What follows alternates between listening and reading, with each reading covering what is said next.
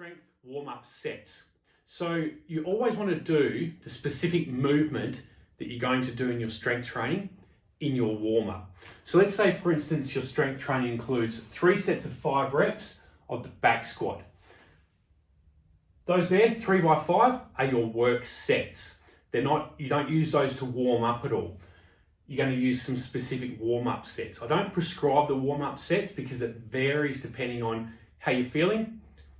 The weather, when it's hot, you need less warm-up sets than when it's really cold, and the exercise as well. So for things like back squats and deadlifts, heavier, larger compound movements, multiple joint movements, you're going to do more warm-up sets than you would use for, say, a strict press, which is employing smaller muscle groups.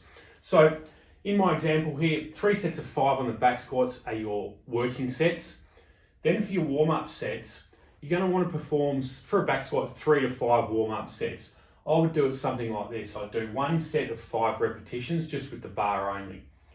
Then I'd put a little bit of weight on, 1 set of 4 at about 40% of what I'm going to be lifting in my work set. So let's say that's 100 kilos for ease of mathematics. I'm going to be doing 1 set of 4 at 40 kilos. Then I'll do 1 set of 3 at about 60%, and then 1 set of 2 at about 80%. And you can see I'm reducing the reps as I'm increasing the weight, heading towards what I'm going to start with in my working sets. Now these are all done pretty quickly. No rest in between other than to change the weight, take some breaths and go again. And the purpose of these, as well as warming up the body, it's also grooving the movement, kind of reminding your body of what that movement is. And it's also allowing you to determine how you feel on that day. If you get to the 1 set of 2 at 80%, it feels damn heavy, it feels like a RP of 9, then you might want to revise what your working set weight is going to be. So that's for the back squat. I would do a similar thing for the deadlift. For a strict press, as I mentioned, for instance, I might only do 3 warm-ups. Again, the bar, and then I might do about 50%, and then I might do about 70%. Again, based on how you're feeling on the day.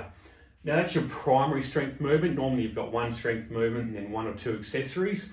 With the accessories, whether you need warm-up sets or not depends on the exercise.